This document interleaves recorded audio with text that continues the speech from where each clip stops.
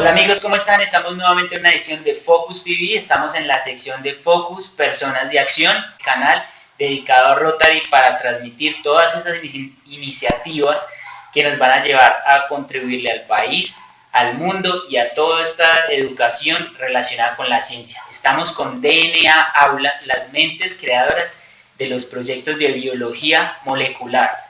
Estamos con Olga y con Boris, ellos nos van a contar cómo funciona. Hola, ¿cómo están? Hola, ¿cómo vas? ¿Qué vas? Muy ansioso de conocer todo el proyecto de biología molecular relacionada pues a lo que ustedes hacen en proyectos de educación, en la iniciativa que tienen para escalar a los niños y a los jóvenes a que se interesen por la ciencia. Cuéntenos cómo funciona esto de DNA Aula.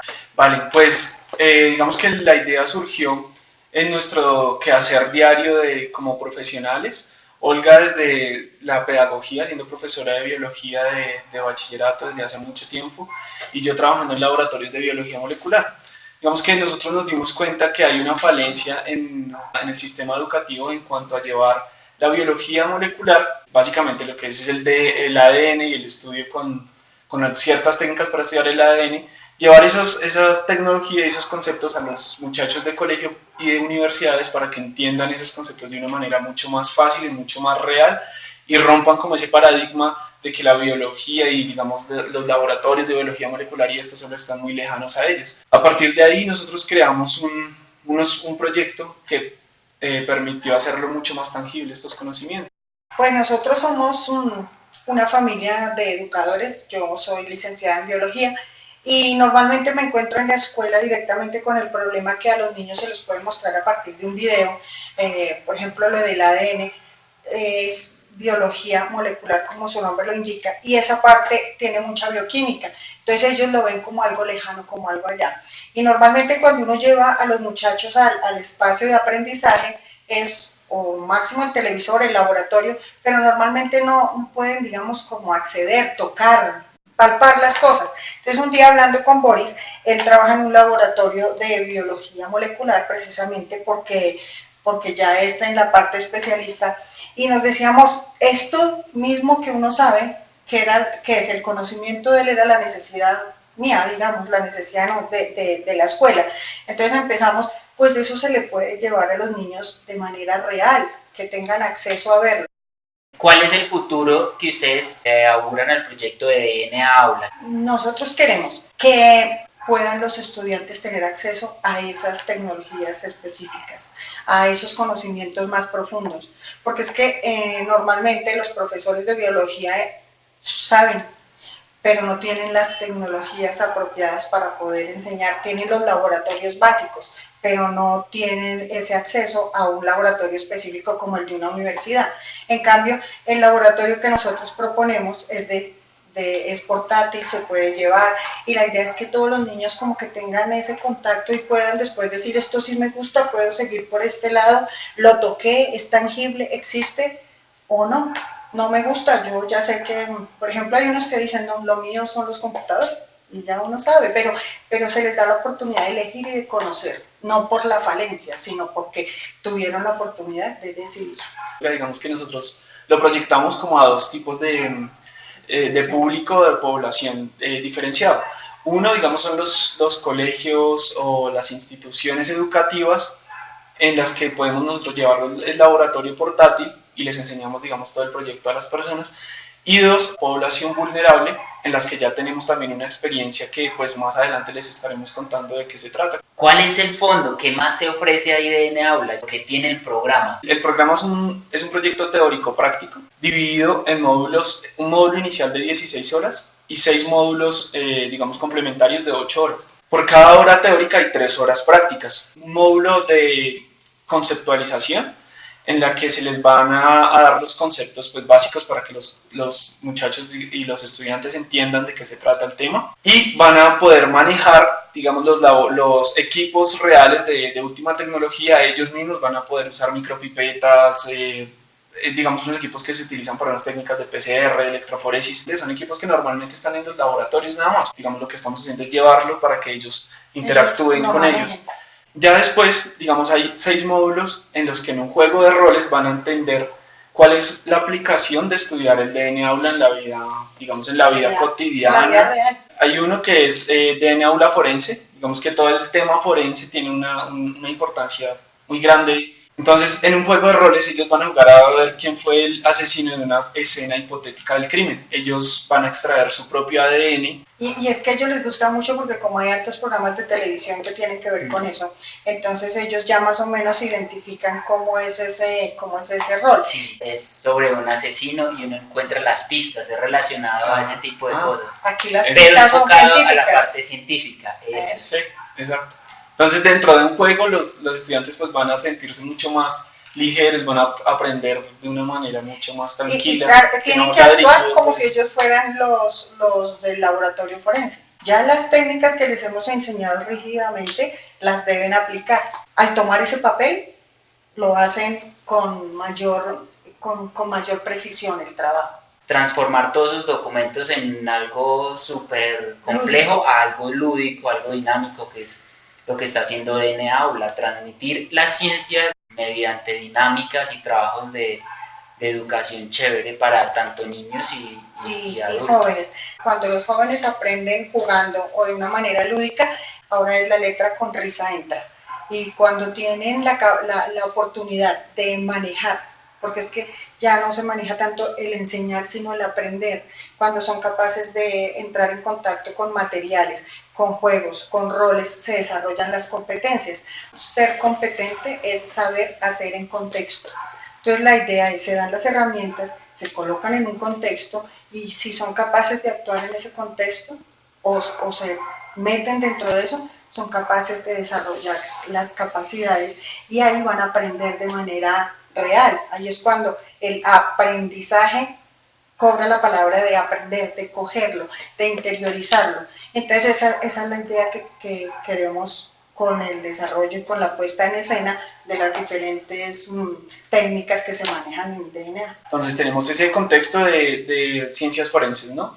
Hay otros dos contextos en los que los estudiantes extraen también su propio ADN para analizar otras variantes, por así decirlo, un disco duro con mucha información, pero está en nosotros saber inferir la información que está ahí. Es descifrar ese código. Ajá, entonces digamos que hay otros dos contextos en los que los estudiantes miran parte de su ADN, uno que está asociado a una variante del comportamiento del sueño. Entonces hay personas que se duermen más tarde, hay personas que tienden a dormir más temprano, y eso no es por capricho de las personas o porque les sean perezosas, digamos entre comillas, que les gusta levantarse tarde, sino que su biología misma está influenciándolos para que se comporten de cierta manera y ellos se van a conocer. Eso está escrito en el ADN. Es muy chévere y es muy agradable uno empezar a entender como ya a fondo uno como persona clasificado como entre comillas se dice del común, donde no tenemos ese contacto directo con la ciencia. Contacto es que yo no la leo, no estoy investigando.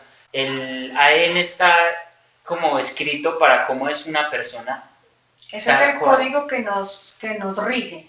Nuestra tarea y en esta era es descifrar la información y pues ese es el futuro. Al final todo esto es una herramienta, también queremos como quitarle el miedo que a veces surge en la gente, digamos así el común. A veces hay como no, vamos a hablar de genética, de genómica, de transgénicos, entonces eso es como de una vez como el diablo, pues que vamos a hablar. No, la idea es mostrarles que es una herramienta, simplemente son herramientas, es como un martillo. Se puede utilizar un martillo para construir algo hermoso o puede utilizarlo para matar a alguien. Sencillamente acá es lo mismo, usted puede utilizar las herramientas moleculares, entender el ADN y los transgénicos, por ejemplo, para ayudar a la población mundial a que no tenga tanta hambre, o puede utilizarlos de una mala manera para, digamos, simplemente por aumentar unos beneficios económicos, ir en deterioro de la salud humana. Sí, a mí me pasó con un tema particular que fue con los transgénicos. A mí me decían transgénicos y yo dije, no, ya eso me va a dañar, va a dañar el planeta. Pero estuve leyendo un poquito alrededor y no necesariamente son aplicados, como le decís, con la parte del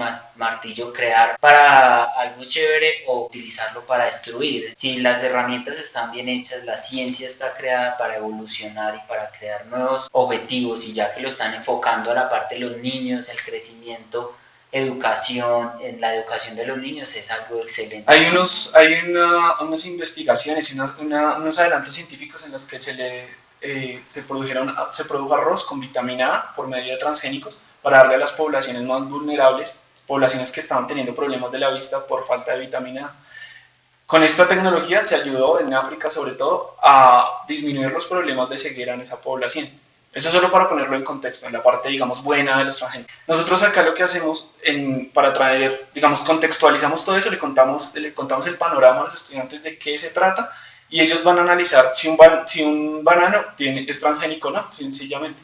Sencillamente esa es la pregunta, pero entonces van a utilizar todas las herramientas de biología molecular para llegar a determinar si un banano es transgénico. Y todo se lo puede cargar uno portátil para una maleta. Y aparte de eso, por ejemplo, en esta parte les damos el problema. Ellos desde la parte pedagógica y desde la parte humana están haciendo el desarrollo interior de competencias científicas y de competencias fundamentales, solución de problemas, que es lo que necesitamos. Entonces ya después de darle la herramienta, darle la explicación, les damos los problemas, les damos las herramientas y utilícenlo y resuelvan el problema. Entonces eso, que es todo contextualizado, es lo que queremos que ellos se metan como actores del asunto. Sabemos que Colombia es un país megadiverso, hay pocos países megadiversos en el mundo y una de las grandes riquezas que tenemos nosotros es que somos megadiversos. En general nosotros casi no lo sabemos, pero una vez lo sabemos tenemos que saber aprovecharlo. Para saber aprovecharlo hay que saber analizar esa información. ¿Cómo lo hacemos acá nosotros? Los estudiantes van a analizar el ADN de un tiburón, ese ADN real de un tiburón, dentro de un contexto de juego. Digamos que hubo unos ataques de tiburón en la costa colombiana y queremos saber qué especie de tiburón es. Entonces ellos van a analizar el ADN de ese tiburón y van a saber de qué se trata. ¿Cuál especie es la que hace daño y cuál especie es las que son pues tranquilas? Y de paso, entonces ahí se habla de la biodiversidad. Porque nosotros sabemos y nos han enseñado en la escuela que nosotros somos ricos en recursos naturales, pero ¿cuáles? ¿Dónde? El que conoce, si no conoce, no se cuida. Entonces, también ahí ampliamos esa información sobre la parte de biodiversidad. Súper bueno, toda esta iniciativa lo deja uno con un panorama bastante amplio. Y pues hablando un poco más como de las poblaciones, ¿cuál ha sido lo positivo que han trabajado? ¿Cómo han visto ustedes la reacción de las poblaciones que ya han tenido contacto, los niños del hogar de población vulnerable? Pues sí, hicimos dos. Uno con la población del Hogar Sagrada Familia, son niñas que están en custodia, pues cuidado del bienestar familiar, y el otro es con las niñas del Colegio El Pilar. Entonces, pues las niñas del Colegio El Pilar llevan un proceso familiar y educativo mucho más organizado y trabajamos con niñas de 10º y 11.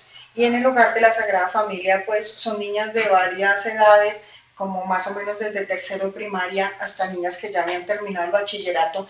Hay varias niñas que ya quieren entrar a la universidad y que tienen su proyecto, por ejemplo, una quiere ser médica. Entonces, ahí pues lo que hicimos fue, primero, fue más largo el proceso de la contextualización, ¿no? Porque pues las niñas no tienen una formación científica escolar muy, digamos, organizada, muy estructurada.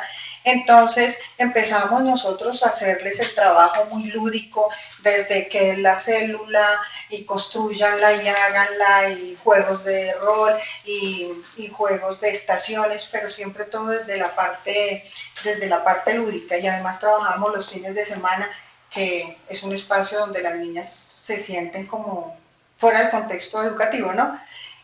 Y lo tratamos de hacer así, fue muy bonito, muy dinámico y muy enriquecedor para nosotros, porque en las otras niñas está la escuela, en estas niñas era un espacio lúdico y aprendían, y cuando terminábamos de hacer los juegos y explicarles, entonces, ¿qué aprendieron hoy?